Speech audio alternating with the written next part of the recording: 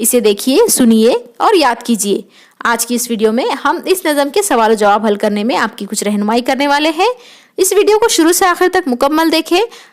अपनी दरसी किताब और अपना रजिस्टर, कापी, पेन वगैरह साथ लेकर बैठे और हमारे साथ सवाल जवाब हल करें।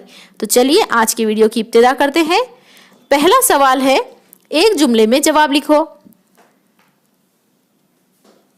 सवाल नंबर 1, खाने से पहले क्या करना चाहिए? जवाब, खाने से पहले हाथ धोना चाहिए। सवाल नंबर 2, खाना शुरू करने से पहले क्या पढ़ना चाहिए? जवाब, खाना शुरू करने से पहले बिस्मिल्लाहिर्रहमानिर्रहीम पढ़ना चाहिए। सवाल नंबर 3, खाना किस हाथ से खाना चाहिए? जवाब, खाना दाएं हाथ से खाना चाहिए।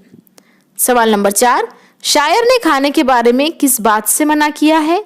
जवाब, शायर ने खाने में ऐब निकालने से मना किया है। ऐब यानी कि बुराई। अक्सर बच्चों की यह आदत होती है कि वो खाने के मामले में बहुत ज़्यादा ऐब निकालते हैं। उन्हें कुछ सब्जी तरकारियां पसंद नहीं होती है, या फिर उन्हें कुछ मसालेदार चीज़ें पसंद होती है, फास्ट फूड पसंद होता है, घर का खाना नहीं खाते।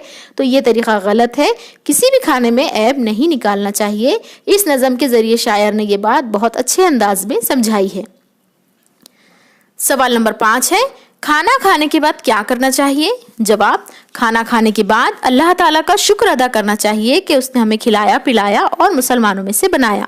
आप उसका शुक्र अदा करने के लिए खाना खाने के बाद की दुआ भी पढ़ सकते हैं। अगर आपने ये वीडियो हमारी देखी है तो हमें बताइए कमेंट में कि खाना खाने की दुआ कौन सी है।